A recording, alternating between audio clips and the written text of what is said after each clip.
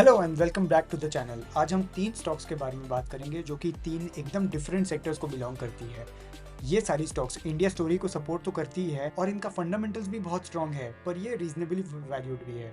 अब हम post budget ये बात क्यों कर रहे हैं? क्योंकि अभी हम क्लैरिटी से देख पा रहे हैं कि जो गवर्नमेंट का विजन था पिछले बजट में, वो हो सकता है हम थोड़े कंफ्यूज थे कि ये कोएलिशन वाली जो गवर्नमेंट आई है ये पिछले बजट से कैसे अलग हो सकती है। पर अब जब हमारी क्लैरिटी आ गई है, बजट के बारे में सब कुछ पता चल गया है, तो अब जरूरी हो जाता है ये चीज जानना कि किन स्टॉक्स पे ध्यान देना चाहिए। अगर आप वीडियो के एंड तक रुकेंगे तो मैं आपको एक बोनस स्टॉक के बारे में भी बताऊंगा। पहली कंपनी का नाम डेटा पैटर्न है, जो कि एक लीडिंग कंपनी है डिफेंस इलेक्ट्रॉनिक सिस्टम्स की। बजट को देखते हुए आपको ऑलरेडी पता होगा कि गवर्नमेंट कितनी ज्यादा इंक्लाइंड है डिफेंस सेक्टर की तरफ, और इसीलिए वो चाह रही है कि डिफेंस रिलेटेड जो डिमांड है वो डोमेस्टिक मार्केट से केटर हो, ना कि हर चीज हम इंपोर्ट करके करें। कंपनी का एग्जीक्यूशन बहुत ही शानदार रहा है, प्रोडक्ट फोकस भी बहुत अच्छा रहा है। कंपनी जिस नीश सेगमेंट में काम करती है उसमें वो लीडर है, और ग्रोथ और प्रॉफिटेबिलिटी तो आप इसकी बैलेंस शीट से देख ही सकते हो। प्लस ये फ्यूचर एक्सपेंशन की तरफ भी बहुत काम कर रहे हैं। मैं ब्रीफ में आपको इसके बारे में और भी चीजें बताता हूँ। कंपनी 32% की रेवेन्यू और 34% की एबिटा सीएजीआर के साथ ग्रो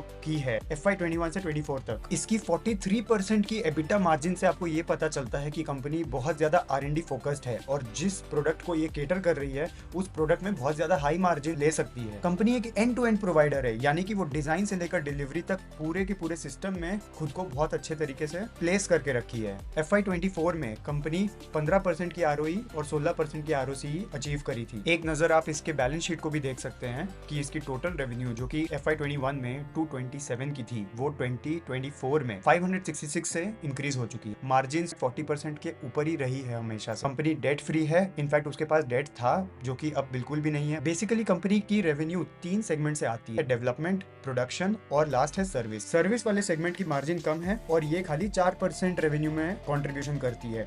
जो कि मेन मार्जिन देने वाली सेगमेंट है यानी कि डेवलपमेंट वाली, वो 54% है, और नेक्स्ट इज प्रोडक्शन विद 42%। तो आप देख सकते हैं कि डाइवर्सिफाइड रेवेन्यू पोर्टफोलियो है, बट उसमें भी जो हाई मार्जिन वाला सेगमेंट है विच इज डेवलपमेंट, वो सबसे ज्यादा रेवेन्यू में कंट्रीब्यूट कर रहा है। कंपनी के रिसेंट डेवलपमेंट में कंपनी ने सर्वेलेंस और रिकॉनेसेंस के लिए एक प्रोडक्ट बनाया था जो कि उसने record time of less than a year में कंप्लीट किया था, और इन्होंने केटर किया था नेवल सेगमेंट को, पेट्रोलिंग के लिए। वीडियो में आगे बढ़ने से पहले मैं आपको बताना चाहूंगा कि अगर आप इंडिया के booming sector of data centre में इंटरेस्टेड हो और आपको उसमें तीन स्टॉक्स के बारे में जानना है, तो आप मेरी ये वाली वीडियो को चेकआउट कर सकते हो। इसकी लिंक मैं डिस्क्रिप्शन में भी डाल दूंगा, डू चेक इट आउट। अगली कंपनी का नाम है इंटेलेक्ट डिजाइन अरीना।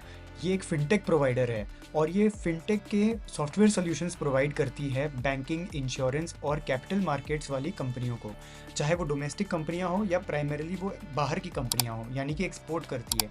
लेकिन साथ ही साथ इनके कुछ सॉफ्टवेयर प्रोडक्ट्स भी है। ये खाली ऐसा नहीं है कि बैकएंड में काम करती है, इनके प्रोडक्ट्स एंड प्लेटफॉर्म्स है जो कि बैंकिंग या इंश्योरेंस कंपनियां यूज करती है, एज वेल एज ये गवर्नमेंट्स को भी अपनी प्लेटफॉर्म देती है।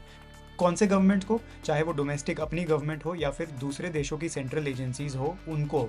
लेकिन ये क्या सर्विस दे रही है उनको? तो रिसेंट में इन्होंने अपनी एक ई कॉमर्स सोल्यूशन की आर्म बनाई है, और ये एम कर रहे हैं कि आगे जाके $40 मिलियन वो अपने पेरेंट एंटिटी को अगले 3 सालों में दे सकती है। तो वो अलग अलग देशों के सेंट्रल गवर्नमेंट्स को क्या प्रोवाइड कर रही है? वो बेसिकली एक एक्सचेंज प्लेटफॉर्म दे रही है गवर्नमेंट एजेंसीज को प्रोक्योरमेंट के लिए। मतलब कि किसी भी सेंट्रल गवर्नमेंट को अगर कोई प्राइवेट एंटिटी से चाहे वो गुड्स या सर्विसेज लेनी होती है, तो वो एक स्ट्रीमलाइन तरीके से होनी चाहिए, और उसमें एक ट्रांसपेरेंसी होनी चाहिए कि किस गवर्नमेंट ने किस प्राइवेट एंटिटी से क्या खरीदा, उसमें उसका मतलब कितना खर्चा हुआ, क्योंकि ये टैक्स के पैसों से हो रहा है।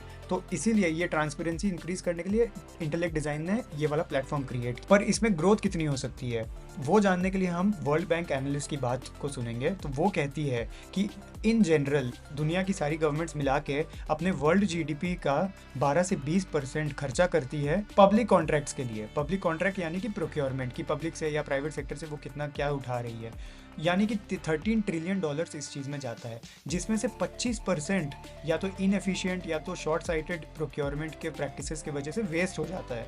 तो ये वेस्ट को घटाने के लिए अलग अलग गवर्नमेंट्स इस टाइप के सॉफ्टवेयर या प्लेटफॉर्म को यूज़ कर सकती है। साथ ही साथ इंडिया के कंटेक्स्ट में जितने भी गवर्नमेंट के टेंडर वगैरह होते हैं, उसमें अगर किसी भी प्राइवेट एंटिटी को पार्टिसिपेट करना है उन टेंडर्स में, या कोई प्रोडक्ट गवर्नमेंट को सेल करना है, या गवर्नमेंट ने जो ई मार्केट प्लेस बनाया है which is known as government e marketplace, उसमें अगर किसी एंटिटी को शामिल होना है, उस कंटेक्स्ट के लिए भी इंटेलेक्ट डिजाइन ने एक सोल्यूशन क्रिएट किया। अब हो सकता है आप देखोगे कि इसकी एबिटा घटी है क्वार्टर ऑन क्वार्टर या ईयर ऑन ईयर, बट ये क्यों हुई है?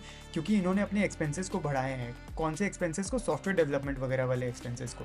अगर आप ऑर्डर बुक को देखोगे तो क्वार्टर ऑन क्वार्टर या फिर year on year order book इनकी इंक्रीज होते जा रही है। प्लस इनके मैनेजमेंट ने 11 नए डील्स को क्रैक किया है, वो भी अलग अलग देशों से, जो कि इंक्लूड करती है नॉर्थ अमेरिकन डील्स, 3 ऐसे डील्स जो इंडिया और बांग्लादेश में हैं, 2 ऐसे जो ऑस्ट्रेलिया में है और न्यूजीलैंड में है। प्लस ये मिडिल ईस्ट की बैंकिंग कंपनियों को भी अपने सॉफ्टवेयर सॉल्यूशंस देते हैं।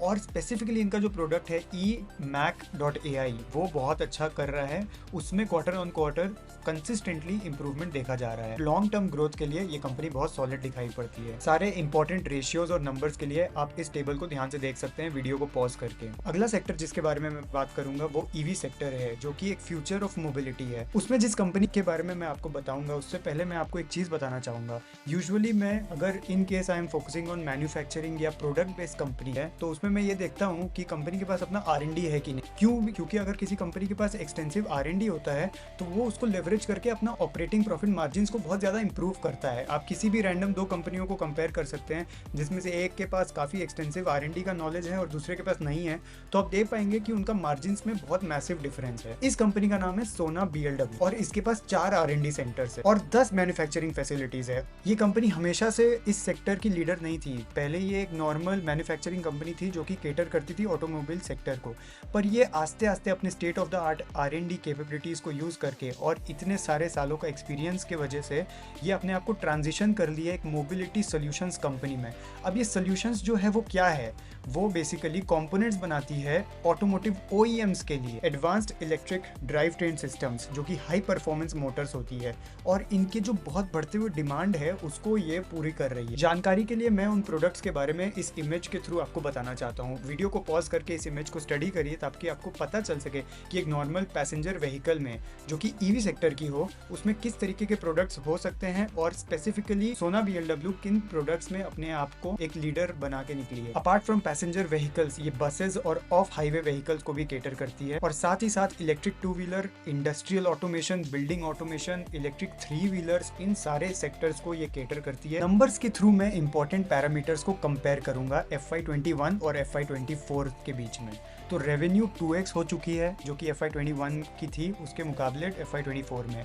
एबिटा भी 2x हो चुकी है, पैट 2.4 टाइम्स बढ़ चुकी है, net order book 1.6 times grow कर चुकी है, ईवी डाइवर्सिफिकेशन 3.5 गुना से बढ़ चुकी है और ग्लोबल मार्केट शेयर इस कंपनी की 1.4x थी जो कि बढ़ के 1.6x हो चुकी है। शॉर्ट टर्म ग्रोथ के लिए तो डोमेस्टिक मार्केट में हमको बहुत ज्यादा डिमांड दिख ही रहा है ईवी सेक्टर में, तो लॉन्ग टर्म ग्रोथ ड्राइवर्स इस कंपनी की इस तरीके से आएगी कि ये कंपनी सक्सेसफुल एक्विजिशंस भी कर रही है। जैसे कि रिसेंटली इसने 54% स्टेक उठाया है नोवलिक में जो कि US बेस्ड है और इन्होंने अपना नया प्लांट मेक्सिको में लगाया है। क्यों? ताकि ये नॉर्थ अमेरिका में अपना प्रेजेंस को इंक्रीज कर सके। कंपनी की अर्निंग्स की CAGR FY24 से 26 तक फोरकास्ट की जा रही है 33% की और कंपनी की करंट PE 77.4 की है और ये अपने ऑल टाइम हाई से कंसिडरेबली नीचे मिल सकती है। बोनस स्टॉक का नाम है मेडी असिस्ट। ये एक मोनोपोली है हेल्थ केयर सेगमेंट में, पर ये इंश्योरेंस नहीं बेचती है, ये कुछ और ही करती है, प्लस ये एक्विजिशंस भी की है।